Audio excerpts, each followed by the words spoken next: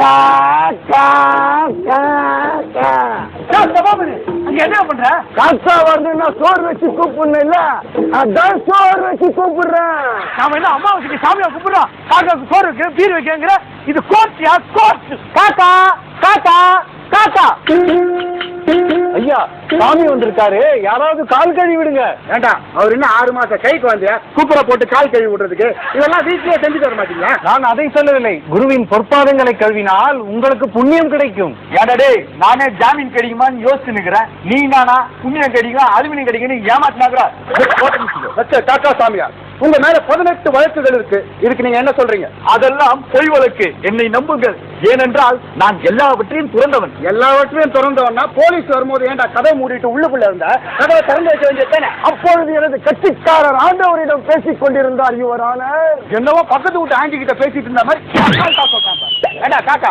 அப்படி என்னடா ஆண்டவன் கிட்ட பேசிட்டு இருந்தேன்? வெயில் காலமா இருக்குதுல, அதான் எந்த ஏசி வாங்கலான்னு ஆண்டவன் கிட்ட டிஸ்கஸ் பண்ணிருந்தேன். ஓஹோ, அதான் உங்களை அரெஸ்ட் பண்ண வந்த ஏசிய பார்த்து நீங்க ஸ்விட்ச் ஏசியா இல்ல விண்டோ ஏசியான்னு கேட்டு கலாய்ச்சிருக்கீங்க. என்ன செய்வது?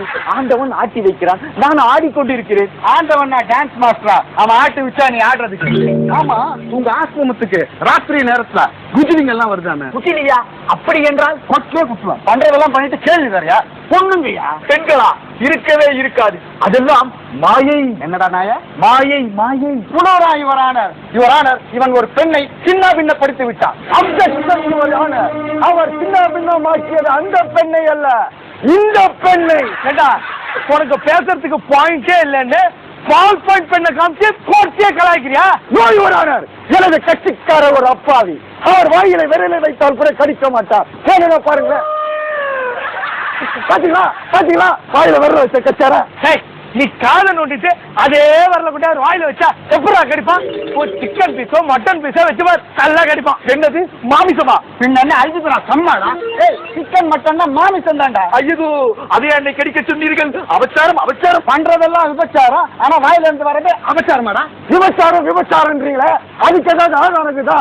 ஏதாவது வீடியோ படம் எடுத்துருந்தா சொல்லுங்க, அதை பார்த்துட்டு அப்புறம் முடிவு எடுக்கலாம். பார்த்துட்டு அப்படி என்ன நீ பெருசா முடிவு எடுக்க போற? உனக்கு அந்த மாதிரி படங்கள் பார்க்கணும், அதுக்குதான் இப்படி நான் சுத்தி வளைச்சு கேட்கிறேன்.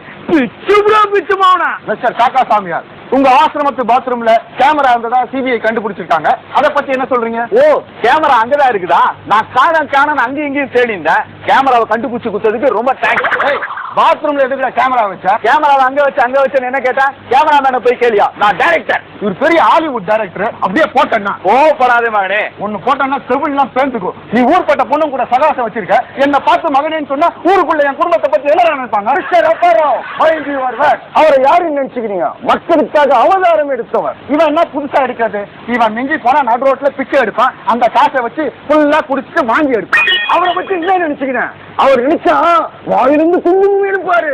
ஏன் குமுதான் ஆனந்தவுடன் ஜூனியர் எல்லாம் எடுக்க மாட்டாரா? எடிக்கு போட்டீங்கன்னா கிலோ 4 ரூபான்னு எடுப்பேன். ஓ, நீ அந்த மாதிரி பிசினஸ் எல்லாம் பண்றியா? அதெல்லாம் ஒன் ஸ்டாப் டைம் பா, இது பிரேக் டைம், போயிட்டு அப்புறமா வந்து கலாய்க்கலாம். கேஸ் ஆரம்பிக்கலாம்.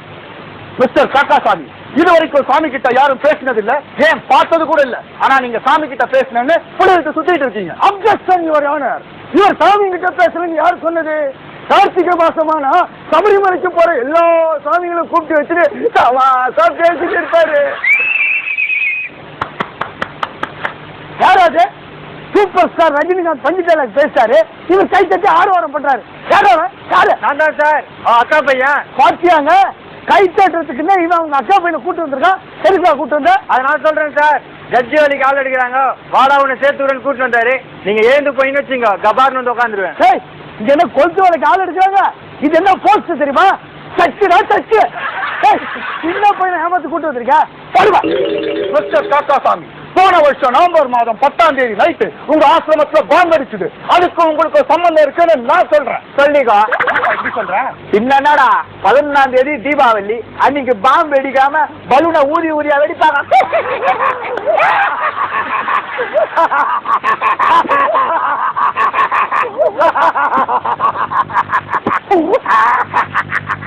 சபாபதி, அங்க என்ன தனியா சிரிச்சுக்கிட்டு இருக்கீங்க? நம்ம லா புக்ல 10ஆம் பக்கத்துல பயங்கர ஜோக் போட்டு இருக்கிறாங்க. ஐயோ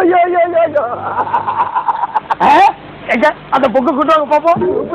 சூப்பர் ஜோக்கு இத பாத்தீங்கன்னா உங்களுக்கு வயிறெல்லாம் வலிக்கும். ஐயோ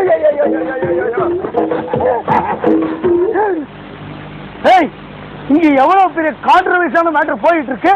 லா புக்கு கூட பாயிண்டர் தேடாம லா புக்கு ஜோக் புக்கு வச்சா படிச்சுட்டு இருக்க. அப்புறம் சும்மா உட்காந்துருக்கீங்க.